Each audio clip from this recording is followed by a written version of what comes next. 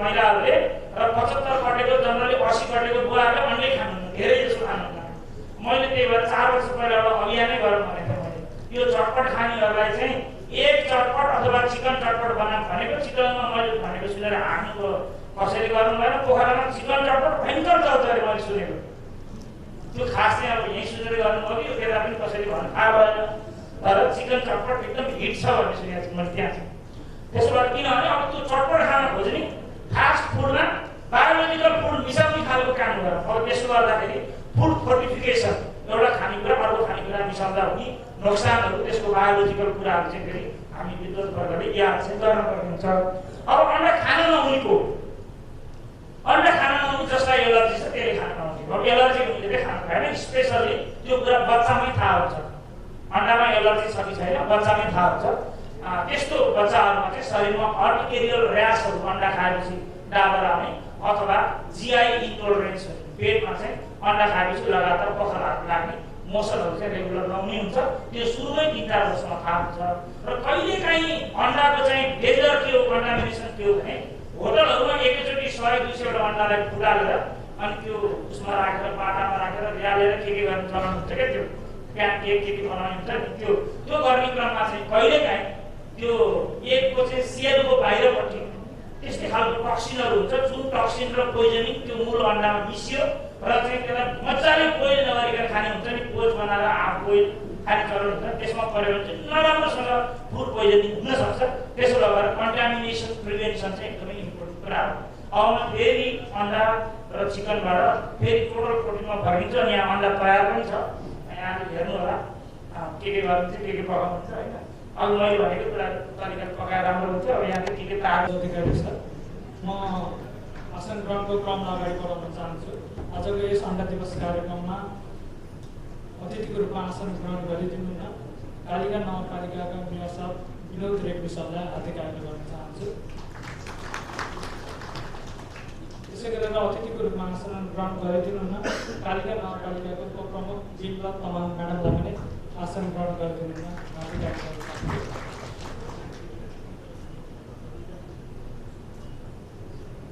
अति व्यस्तताको समयको बावजुद डाक्टर भोजराज अधिकारी सर आजको हाम्रो यस विश्व अन्डा दिवस कार्यक्रममा आएर आफ्नो प्रस्तुति दिनुभयो। हामी सबैलाई थाहा छ उहाँको कति व्यस्तता छ भनेर।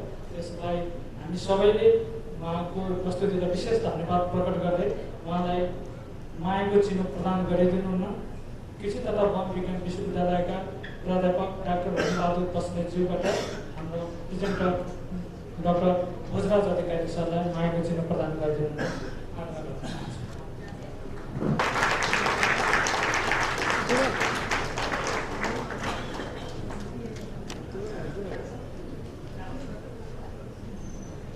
आसन ग्रहणकै क्रममा हामीले भरतपुर महानगरपालिकाबाट जनप्रतिनिधिज्यूहरूलाई 29 वडाका 1 नम्बर वडादेखि 29 वडाका जनप्रतिनिधिज्यूहरूलाई बोलाएर र उहाँहरूको क्रम जारी रहेको छ। जनप्रतिनिधिज्यूहरू अगाडि आएर आसन ग्रहण गरिदिनुहुन हार्दिक आग्रह गर्न चाहन्छु। त्यसै गरेर भरतपुर महानगरपालिकाका वडा नम्बर 2 का वडाध्यक्ष श्री मनोज राणाबाट ज्यूलाई पनि आसन ग्रहणको लागि हार्दिक आग्रह गर्न चाहन्छु। नेपाल पोल्ट्री कल्याणकारी सङ्घका केन्द्रीय अध्यक्ष तथा पोल्ट्री व्यवसाय पनि हुनुहुन्छ। त्यसै गरेर भरतपुर महानगरपालिका वडा नम्बर 8 का वडाध्यक्ष जीवनाथ कणेल सर पनि यस कार्यक्रममा हार्दिक स्वागत गर्न चाहन्छु। उहाँलाई पनि आसन ग्रहणको लागि हार्दिक आग्रह गर्न चाहन्छु।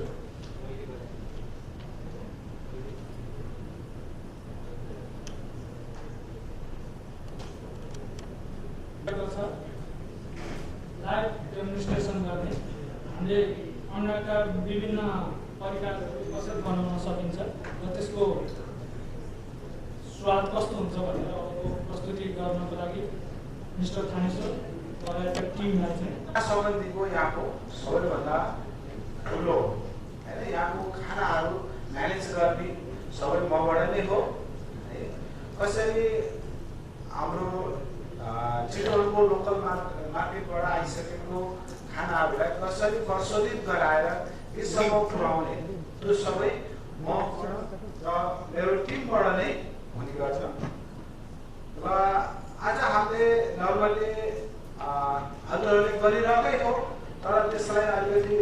राम्रो तरिकाले अलिकति व्यवस्थित तरिकाले हामीले गरेर हजुरहरूलाई देखाउन खोजिरहेका छौँ।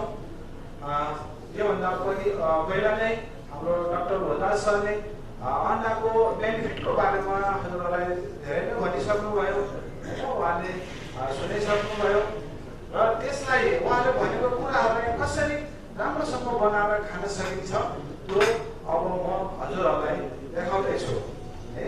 आज हामीले यहाँ बनाएर हेर्ने नर्मली हजुरहरूलाई रेसिपी मेथडहरू पनि हजुरहरूको टेबलमा छँदैछ होइन, बनाएर राख्ने कुराहरू त्यो हजुरले हेर्न पनि सक्नुहुन्छ, त्यसलाई घरबाट फलो गर्न सकिन्छ।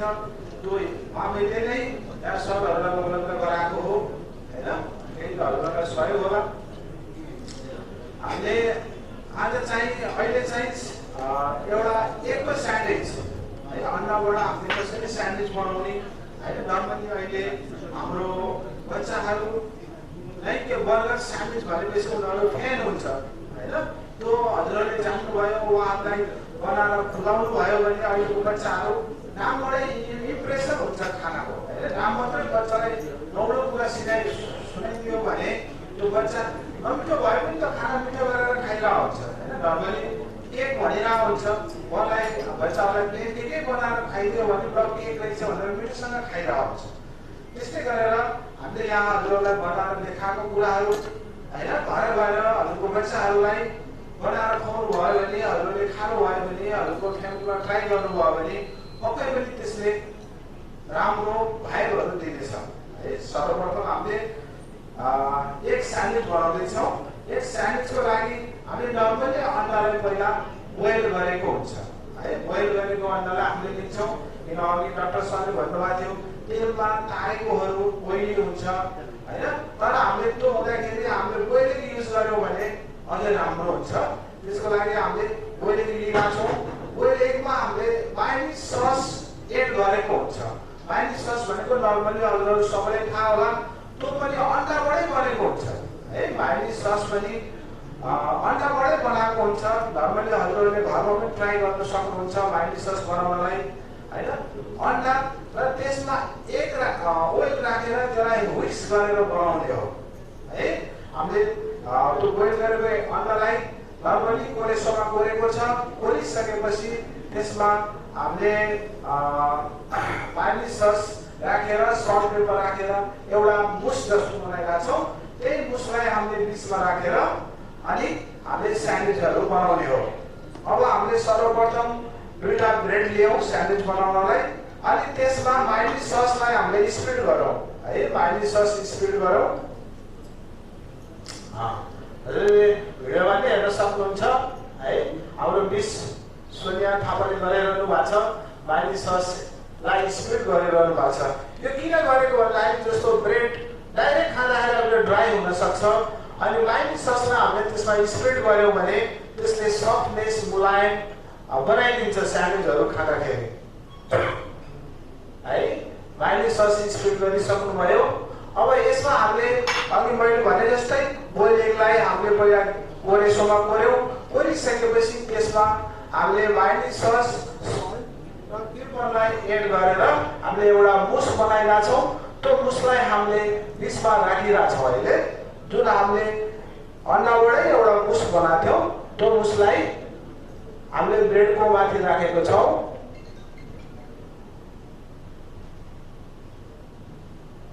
है अहिले हामीले त्यो बोइल एगलाई मुस बनाएको राख्ने काम हाम्रो भइरहेको छ।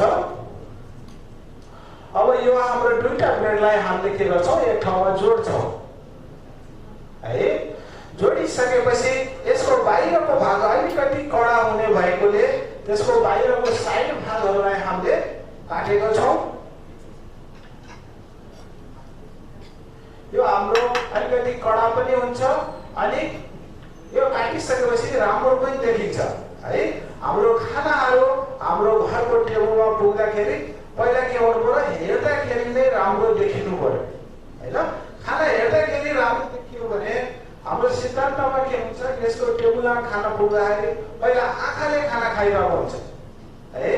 आँखाले खाना खान्छ भनेको हेर्दाखेरि नै आई एपिल भयो भने त्यो पछि पनि खाँदाखेरि मिठो लाग्छ।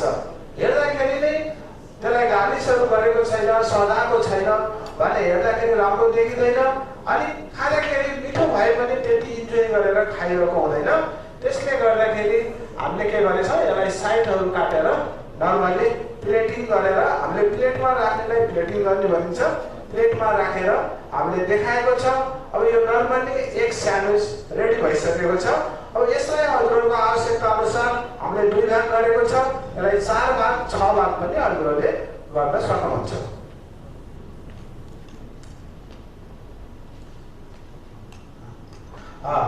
त्यसपछि हामीले एउटा स्टफ एक बनाएको छ। स्टफ भनेको हामीले अन्डालाई अन्डाभित्रै भरेर गराएको छ। मैले अघि नै भनिसकेँ हजुरहरूलाई, हाम्रो खानाहरू हेर्दाखेरि नै राम्रो देखिनुपर्छ होइन।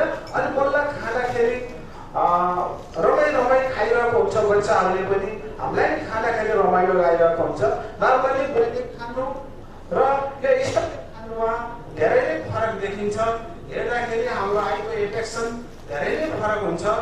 स्टफको लागि हामीले नर्मली पहिला बोइलिङ रेडी गरेका छौँ। बोइलिङ रेडी गरिसकेपछि त्यसलाई बिचबाट आधा हुने गरेर 2 भाग गरेको छ है। हामीले बिचबाट आधा हुने गरेर 2 भाग गरेका छ।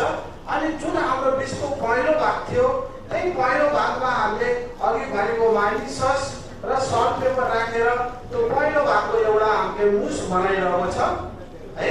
त्यही मुसलाई अब हामीले अघिको पहिलो भाग जुन भागमा निकालेको थियौँ त्यही भागमा हामीले राख्ने काम गरिरहेको छौँ अहिले है। त्यही पहिलो भाग हामीले त्यो अन्डाको बिच भागमा हामीले राख्ने काम गरिरहेका छौँ।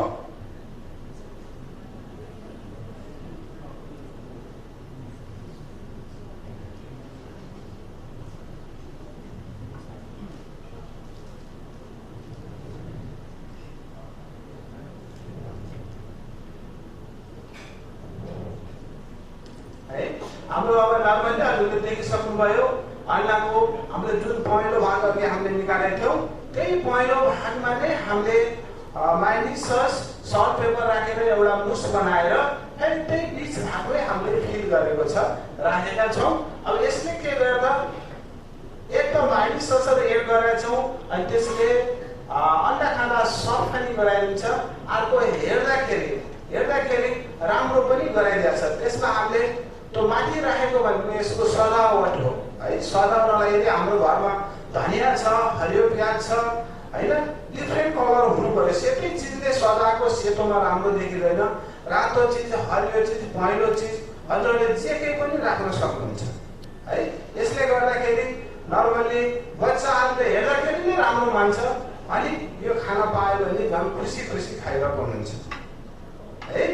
अब हामीले एउटा स्टफ एग भनेर त्यो पनि रेडी गरिसक्यौँ।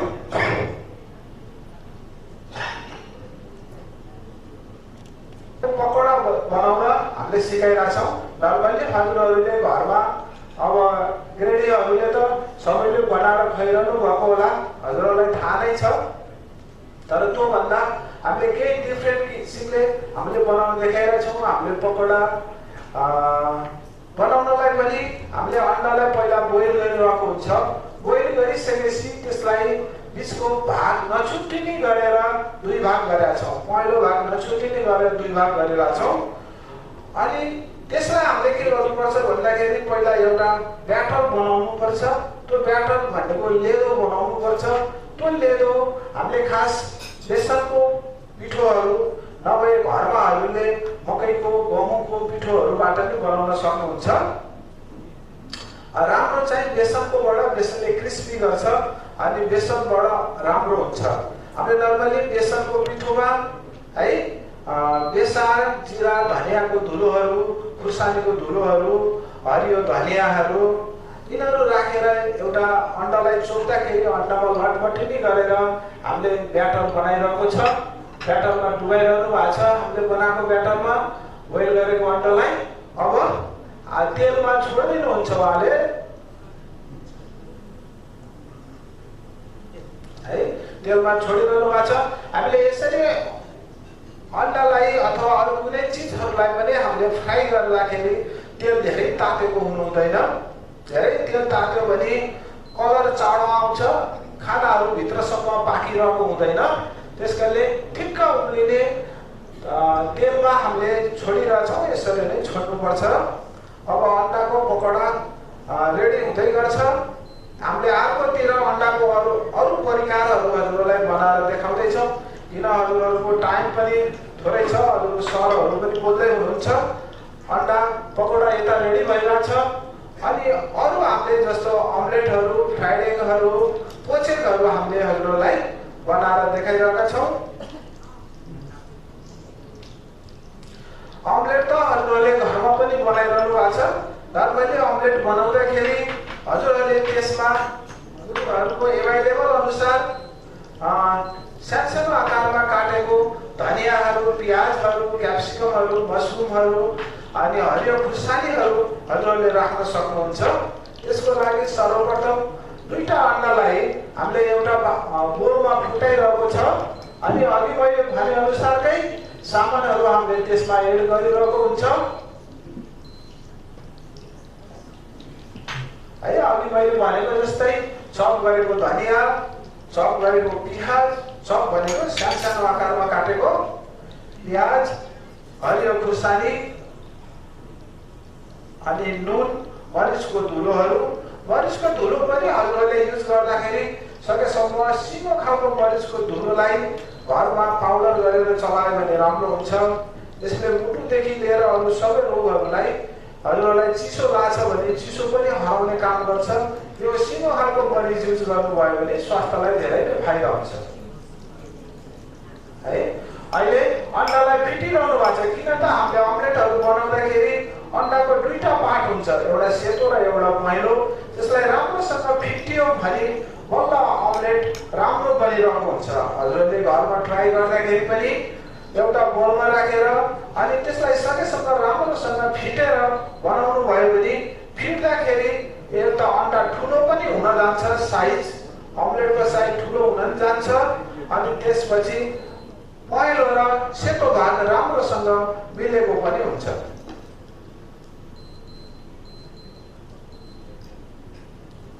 अब उहाँले त्यो अन्डालाई फिटिसक्नुभयो। अब फिटिसकेपछि पेनमा राखिरहनु भएको छ। अब घरमा बनाउँदाखेरि पनि हाम्रो यस्तो खालको पेनमा बनाउँदाखेरि धेरै तेलहरू युज गर्नु पर्दैन। अनि हजुरहरूलाई फ्याट नभएको तेल खानु छ भने ओलिभ ओइल भन्ने हुन्छ, त्यसमा फ्याट लेस हुन्छ है, फ्याटहरू केही पनि हुँदैन। त्यो तेलहरू युज गर्न सक्नुहुन्छ। त्यो प्राय गरेर सलादहरूमा, काँचै खाने कुराहरूमा युज गरिन्छ। हामीले पनि है, हामीले पनि त्यसै गरेर ओलिभ ओइल राखेर त्यसमा अहिले भने जस्तै गरेर अन्डा बिटन गरेर राखिरहेको छ। अब आस्ते अन्डा सेट हुँदैछ, अमलेट बन्दैछ।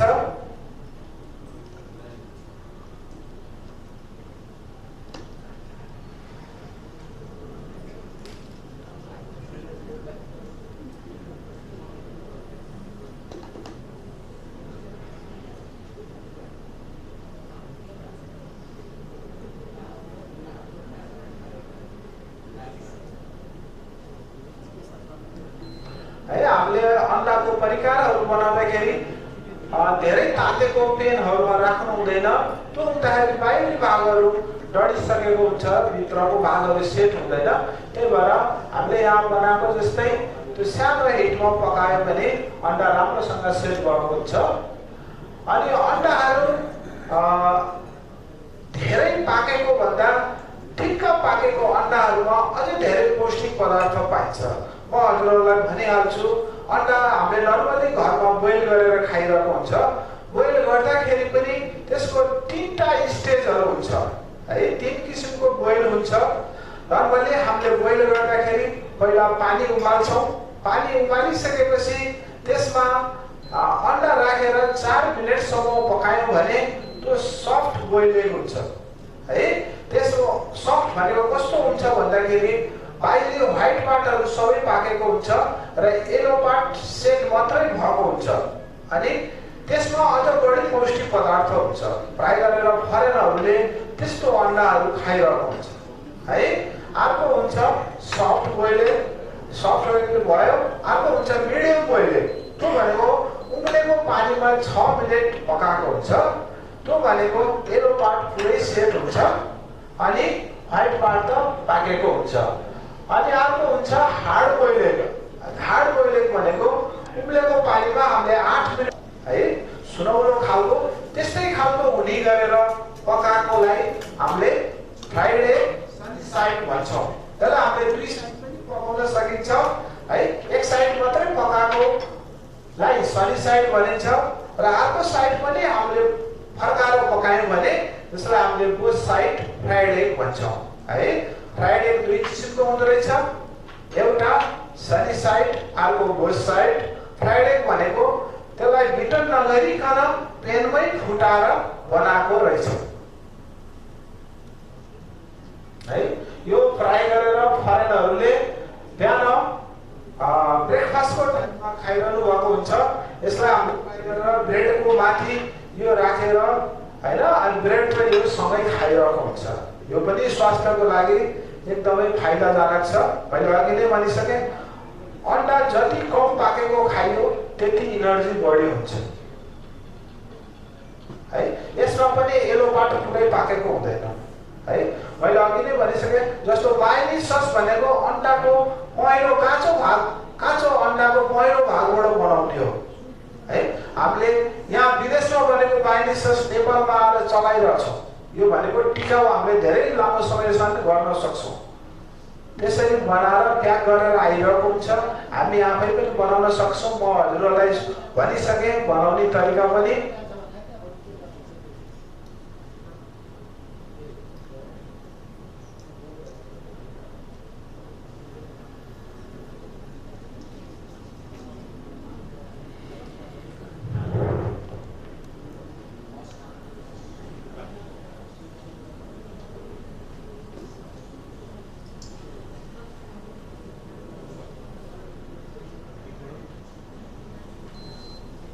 है अन्डालाई पकाउँदाखेरि सानो हिटमा पकाउनु पर्छ। यदि ठुलो हिट भयो भने राख्दाखेरि नै यो पहेँलो भागहरू फुटिरहेको हुन्छ।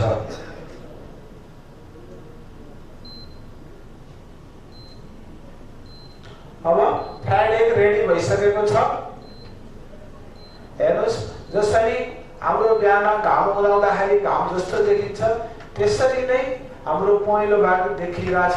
त्यही भएर यो हाम्रो अन्डाको नाम नै सनी साइड भनेर रहिरहेछ। यो फ्राई गरेर बिरामी केसहरू जसले तेलहरू खान हुँदैन, फ्याटहरू खान हुँदैन, बटरहरू खान हुँदैन, त्यस्तो खालको गेस्टहरूलाई यो उपलब्ध हुन्छ। हाम्रो होटेलको मेनुहरूमा पनि एक दुईवटा खानाहरू यस्तो बोइलबाटै गराएको, पोच गरेर बनाएको हाम्रो मेनुमा एक दुईवटा आइटमहरू एड गरिरहेको हुन्छ सबै होटेलहरूमा। अब यो हामीले कस्तो खालको खानाहरूलाई गर्न सकिन्छ भन्दा जस्तो अन्डाको परिकारहरू अनि सी फुड जुन माछाका परिकारहरू यो तरिकाबाट पकाउन सकिन्छ। अनि चिकनको बेस्ट पार्टहरू यो एकदमै नरम हुन्छ।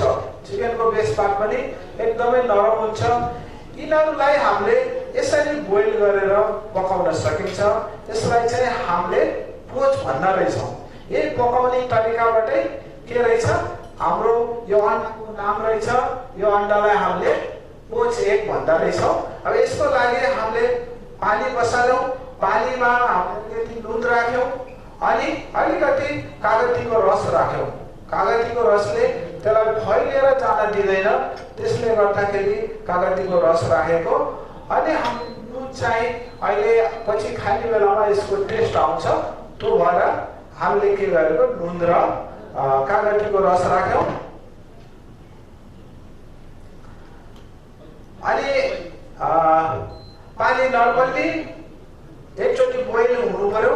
बोइल भइसकेपछि हामीले यसरी पकाउँदाखेरि अनि त्यसको हिट एकदमै सानो गरेर, यदि पानीको हिट ठुलो भयो भने अन्डा सब नै टुक्रेर जान्छ।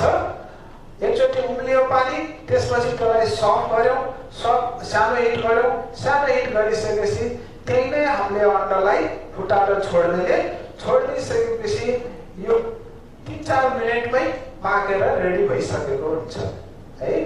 यो के रहेछ त सबै खालको गेस्टहरूले खाना योग्य हुनु रहेछ, हेल्दी फुड रहेछ, यो हाम्रो शरीरलाई फाइदा गर्ने चिज रहेछ।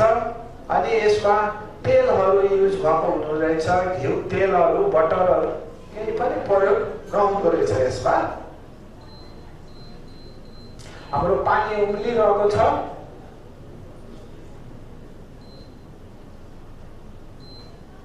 अब पानी उम्लेर सानो गरिसक्नुभयो। अब यसमा अन्डा खनाउनु भयो। अब अन्डा खनाइसकेपछि त्यसलाई सानो केही समय त्यसमा छोडिदिएपछि यो त्यसमा पाकिसकेको हुन्छ।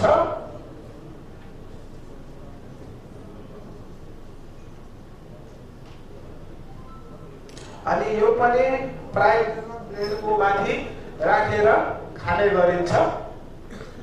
अब हामीले त्यो ब्रेड बनाउँदाखेरि पनि अन्डा नै युज भइरहेछ। हजुरहरूलाई थाहा नै छ, अन्डा विभिन्न ठाउँहरूमा होटलहरूमा युज गर्न सकिन्छ। जस्तो हजुरहरूले केक खाइरहनु भएको छ, त्यसमा पनि अन्डाहरू युज गरेर बनाइरहेको हुन्छ। त्यसपछि मफिनहरू क्रोसनहरू खाइरहनु भएको छ, त्यसमा नि अन्डै प्रयोग गरेर बनाइरहेको हुन्छ। घरमै पनि अघि मैले भने जस्तै पेनकेकहरू बनाएर खुवाउन सक्नुहुन्छ है। अन्डालाई युज गरेर पेनकेक बनाएर खुवाउन सक्नुहुन्छ। घरको विभिन्न परिकारहरूमा पनि अन्डाहरू युज गर्न सकिन्छ।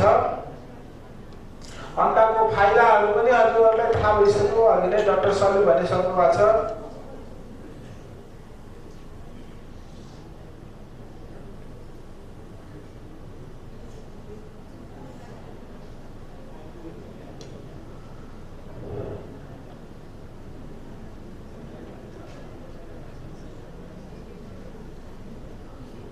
अब रेडी भइसकेको छ। उहाँले ब्रेडको माथि राख्नुभयो।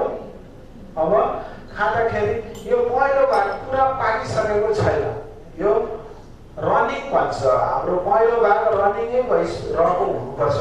यसमा पनि हामीले पकाएर खाना त अब पुरै पकाएर पनि खान सकिन्छ। अन्डा पुरै पाकेको हुनुपर्छ भन्ने पनि छैन खानालाई।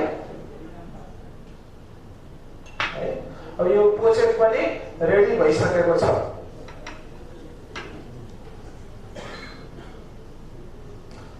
अब नर्मली हामीले हजुरहरूलाई हजुरहरूको अगाडि स्यान्डविच एगबाटै हामीले स्यान्डविच बनाएर देखायौँ।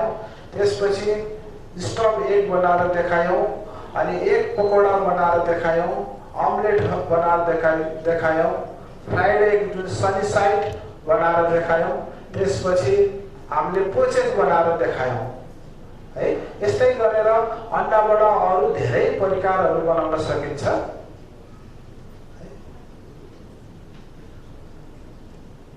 अरू यसमा केही क्वेसनहरू छ भने हजुरहरूले अरू कुनै धेरै जान्न मन लाग्छ भने त्यो पनि सोध्न सक्नुहुन्छ। अब नर्मल्ली प्रेजेन्टेसन लागि अगाडि बढ्दैछौँ। नेक्स्ट प्रेजेन्टेसन रहेको छ डाक्टर पवन कुमारबाट। युसेफका प्रोटिन एन्ड स्टार हुन्छ, राइट टु प्रोटिन शीर्षकमा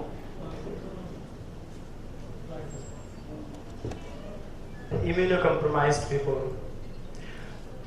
अब यो टाइटलमै अलिकति कुरा के छ भने प्रोटिनको इम्पोर्टेन्स इम्युनोकम्प्रोमाइजलाई मात्रै होइन कि सम्पूर्ण व्यक्तिलाई पर्छ, सम्पूर्ण नर्मल व्यक्तिलाई पनि चाहिन्छ। तर इम्युनोकम्प्रोमाइजमा डेफिनेटली उनीहरूलाई अझ धेरै जरुरी पर्छ, अझै धेरै चाहिन्छ। अझ धेरै इन द सेन्स जुन हिसाबमा जुन क्यालकुलेसनमा उहाँलाई चाहिने हो त्यो हिसाबले चाहिन्छ। त्यो आधारमा यो टाइटल राखेर कुरा गर्न गइरहेको छु। भर्खरै अघि हाम्रो डाक्टर भोजराज अधिकारी डाक्टर साहबले पनि कुरा गर्नुभयो। हामी आज चाहिँ हाम्रो लाइफस्टाइलको कारणले, स्पेसली हाम्रो खानपानको कारणले चाहिँ हामी एकदम भयावह स्थितिमा पुगेका छौँ। विश्वको लगभग 2/3 पपुलेसन 60-70% हामी मानिसहरूको मानव जातिको मृत्युको कारण भनेको चाहिँ आज नसर्ने रोग छ। नसर्ने रोगको कारणले मरिरहेका छौँ। नेपालकै कुरा गर्ने हो भने पनि 81% यो टर्सरी हेल्थ केयर सेन्टरमा भिजिट गर्नुपर्ने कारण चाहिँ के रहेछ भन्दा नसर्ने रोग रहेछ। र त्यो नसर्ने रोग किन हुन्छ भन्ने कुरा गर्दाखेरि पनि हामी 3-4 कुराहरू छ। र 4 कुराहरूमध्ये एउटा स्मोकिङको कुरा छ, अल्कोहल युज, अनकन्ट्रोल अल्कोहल युजको कुराहरू छ, फिजिकल एक्टिभिटी यो तिनटै चिजमा हामी डेभिएटेड छौँ, नर्मल प्याटर्नभन्दा बिग्रिँदै गइरहेको छौँ। र चौथो मोस्ट इम्पोर्टेन्ट भनेको चाहिँ डेफिनेटली न्युट्रिसनको पार्ट हो। न्युट्रिसनको कुरा गर्ने बित्तिकै हामी दुई चारवटा कुराहरू गर्छौँ। धेरै आइली फुडहरू होइन, हामी चाहिने भन्दा धेरै तेल हालेर भुटेर तारेर खान रुचाउँछौँ। त्यस्तै गरेर नुन धेरै खानाले र फ्रुट्स एन्ड भेजिटेबल कन्जम्सन कम गर्नाले र अलिकति ज्यादा प्रोसेस्ड फुडहरू जङ्क फुडहरू ज्यादा खानाले यी विभिन्न कुराले गर्दाखेरि चाहिँ हामी यो एकदम ठुलो नन कम्युनिकेबल डिजिजको महामारीबाट गुज्रिरहेका छौँ। त्यो कुरा म सुरुमै अवगत गराउन चाहेँ र म आफ्नो कन्टेन्टतिर अगाडि बढ्छु। ग्लोबल्ली यो एउटा मालन्युट्रिसनको अलिकति सन्दर्भमा अभ्यास स्टन्टेड भनेको पुड्कोपना, वेस्टेड भनेको उसको हाइटमा हुनुपर्ने वेटभन्दा कम देखिनु, त्यो समस्या आजको डेटमा पनि यत्रो धेरै रहेछ। यो चाहिँ हाम्रो न्युट्रिसन राम्रो नभएकै कारणले गर्दाखेरि हो। Around 45% of deaths among children under 5 years of age are linked to undernutrition. र त्यही समयमा फेरि हामी हेऱ्यौँ भने कतिपय ती समस्याहरूको कारण भनेको चाहिँ फेरि ओभरवेट र ओबेसिटी पनि छन्। अन्डर न्युट्रिसन हुनु भनेको मालन्युट्रिसन हुनु भनेको अन्डर न्युट्रिसन पनि हो, ओभर न्युट्रिसन पनि हो। कम्बिनेसन्सलाई चाहिँ हामी मालन्युट्रिसन भन्छौँ, दुवै पक्षलाई भन्छौँ। The consequences of malnutrition are a significant concern for the government of Nepal. नेपालकै कुरा गर्ने भने 36% of children under 5 years are stunted and have low height for age, and 10% are acutely malnourished or wasted. पहिला सुरुमा malnutrition हुँदाखेरि अथवा कुपोषण हुँदाखेरि चाहिँ हामीलाई के हुँदो रहेछ भने पहिला चाहिँ wasted हुँदो रहेछ, उसको शरीरको वेट भनौँ न, वेट चाहिँ नर्मलको भन्दा कम हुँदो रहेछ भने धेरै समयसम्म मालन्युट्रिसन बढ्दै गयो भने चाहिँ उसको हाइट पनि कम हुँदो रहेछ। र नेपालमा यो समस्या धेरै छ। त्यस्तै अब हामी इम्युनो कम्प्रोमाइज भनेको के हो त, कस्तो ग्रुपलाई भन्ने भन्ने कुरामा जाउँ, आजको टपिकतिर जाउँ। इम्युनो कम्प्रोमाइज भनेको चाहिँ जसको हामीसँग एउटा गड गिफ्टेड भन्न चाहन्छु म, हामीलाई प्रकृतिले नै अथवा भगवानले नै हामीलाई एउटा गुण दिएको छ कि हामी आफै रोगसँग लड्न सक्छौँ। हामीसँग त्यो सामर्थ्य छ, शक्ति छ। तर त्यो शक्तिलाई हामीले कति हदसम्म तयार राखेका छौँ, कति प्रिपेयर गरेर बसेका छौँ भन्ने कुरा अलग हो। हाम्रो खानपान राम्रो भएन, लाइफस्टाइल राम्रो भएन, होइन, फिजिकल एक्टिभिटी भएन भने त्यो इम्युन सिस्टम जुन छ, जुन शक्ति छ, त्यो चाहिँ क्षय हुँदै जान्छ। सो यो इम्युनो कम्प्रोमाइज भन्ने अवस्थालाई चाहिँ हामी कतिखेर भन्छौँ जब हाम्रो शरीरको त्यो शक्ति, प्रतिरक्षा शक्ति क्षय भएको अवस्था हुन्छ, त्यसलाई चाहिँ हामी इम्युनो कम्प्रोमाइज भन्छौँ। Someone who is immunocompromised will usually get sick more often, sick longer, and be more vulnerable to different types of infections. किन हामी इम्युनोकम्प्रोमाइजलाई फोकस गर्ने त भन्दा उनीहरू नर्मल व्यक्ति भन्दा ज्यादा चाहिँ बिरामी हुने चान्सेस हुन्छ। बिरामी हुने अवस्था समयको कुरा गर्दाखेरि उनीहरू चाहिँ अझ लामो समयसम्म बिरामी हुने चान्सेस चाहिँ हुन्छ। त्यो कारणले हामी यो वर्गलाई अति संवेदनशील वर्ग भनेर लिन्छौँ। उनीहरूलाई गरिने केयर, उनीहरूलाई दिइने डाइट्री प्याटर्नका कुराहरू पनि मोर फोकस्ड भएर हामी काम गर्ने गर्छौँ। यो इम्युनोकम्प्रोमाइजलाई पनि हामी धेरै भागमा बाँड्न सक्दो रहेछौँ। A person can become immunocompromise in 4 major ways, 4 प्रकारले हुन सक्दो रहेछ। सो पहिलो भनेको चाहिँ थ्रु अ कन्जेनिटल डिसअर्डर, जन्मिँदैमा जन्मजात नै केही कुरूपता लिएर जन्मिनु अथवा कुनै चिज शरीरको नर्मल भन्दा डेभिएटेड भएर जन्मिनु। त्यस्तै through acquired condition such as diabetes and HIV. डायबिटिजमा पनि अटोमेटिकली हाम्रो अलिकति नर्मलको भन्दा अलिकति इम्युनोकम्प्रोमाइज हुन्छ। त्यस्तै एचआइभीमा पनि एचआइभी भाइरसले आफैमा किल गर्दैन। एचआइभीले गर्ने भनेको हाम्रो त्यही इम्युन शक्तिलाई नै क्षय गराउने हो र हामी चाहिँ अल्टिमेटली इम्युन विहीन भन्छौँ र हामीलाई अपर्चुनिस्टिक इन्फेक्सन भन्छ। बाहिरी कुनै टिबी अथवा सामान्य डायरिया गराउने रोगले चाहिँ हामीलाई किल गर्ने हो। सो त्यस्ता पेसेन्टलाई पनि इम्युनोकम्प्रोमाइज भएको भनेर मान्छौँ। त्यस्तै अर्को एउटा छ auto immune diseases. Auto immune भनेको कतिपय रोग हुन्छ जुन चाहिँ हाम्रै प्रतिरक्षा शक्ति हाम्रै विरुद्धमा लागिपर्छ। त्यस्तो अवस्थालाई चाहिँ हामी अटो इम्युन डिजिज भन्छौँ। त्यो बेलामा पनि युजुअली व्यक्ति चाहिँ यो अवस्थामा आइपुग्छ। त्यस्तै and through the certain medications and treatment, like क्यान्सरको ट्रिटमेन्ट गरिरहेछौँ भने एकदम थेरापीहरू गरिरहेछौँ भने त्यो बेलामा पनि हामी चाहिँ यो इम्युनोकम्प्रोमाइज हुन सक्छौँ। सो यसरी विभिन्न जिल्ला समन्वय समिति चितवनका सदस्य श्री कृष्ण भक्त भट्टराई पाल्नु भएको छ, उहाँलाई पनि आसन ग्रहणको लागि हार्दिक आग्रह गर्न चाहन्छु। त्यसै गरेर आसन ग्रहणको लागि नेपाल भेटनेरी एसोसिएसनका केन्द्रीय अध्यक्ष डाक्टर शीतल काजी श्रेष्ठलाई पनि अगाडि आएर आसन ग्रहण गराइदिनु हुन हार्दिक आग्रह र डाक्टर किशोर अधिकारी सरलाई चाहिँ मायाको चिनो प्रदान गरिदिनु हुन पनि हार्दिक आग्रह गर्न चाहन्छु।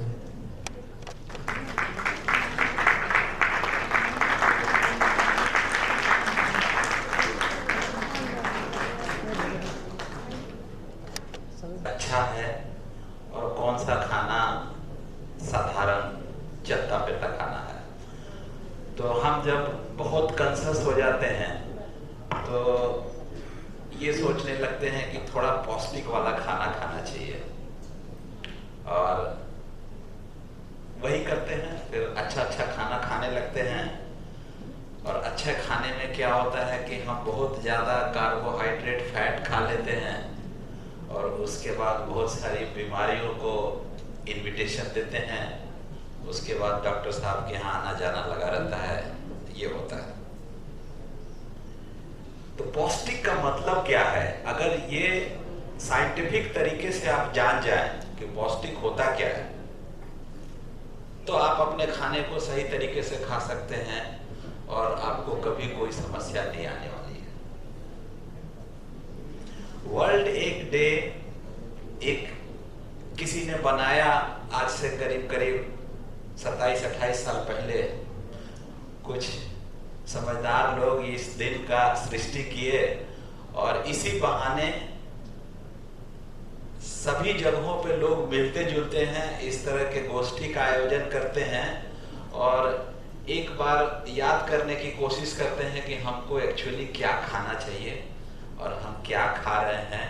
एक बार क्या होता है, इंट्रोस्पेक्शन होता है, मतलब हम आत्मचिंतन करते हैं कि जो खा रहे हैं वो सही है या नहीं, हमें क्या खाना चाहिए। तो बहुत बहुत धन्यवाद देंगे और आप सबको बधाई देते हैं इस वर्ल्ड एग डे पे कि आप सब यहाँ पे इकट्ठा हुए हैं। आप सभी हेल्थ कॉन्शियस लोग हैं तभी इकट्ठा हुए हैं। और जानने उतना ही साधारण चीज ये है कि हमको क्या खाना चाहिए उसके बारे में अगर हम जान लें तो हम गलती नहीं करेंगे और फिर हमारे जो बच्चे होंगे उनको भी गलती करने नहीं देंगे। तो ये बड़ा चिंता का विषय है और इसके बारे में थोड़ा थोड़ा अगर हम लोग सब प्रयास करें, जैसे कि आज आप 2-3 घंटा टाइम निकाले प्रोटीन के बारे में जान के जाएंगे और उसके बाद आप ये रिस्पॉन्सिबिलिटी लें कि सोसाइटी में हम भी 200-400 लोगों को इसके बारे में बताएं। अगर आप सभी ये रिस्पॉन्सिबिलिटी लेंगे तो यहाँ पे 200 लोग हैं, 200 से अगर 500 लोगों को बताएंगे एक एक आदमी तो 1 लाख लोग जानेंगे, फिर 1 लाख लोगों से फिर 50 लाख लोग जानेंगे। इस तरह से सबको पता चल जाएगा कि प्रोटीन का क्या महत्व है। हम थोड़ा अपना प्रेजेंटेशन की तरफ बढ़ते हैं। एक कोट से हम आज शुरुआत करते हैं। आप कितना दिन जीते हैं ये इस बात पे निर्भर नहीं करता है कि आपका नस्ल कैसा है, ये इस बात पे उस पे 20% निर्भर करता है, 75% इस पे निर्भर करता है कि आप क्या खाते हैं और कैसे परिवेश में रहते हैं। 75% इस पे निर्भर करता है।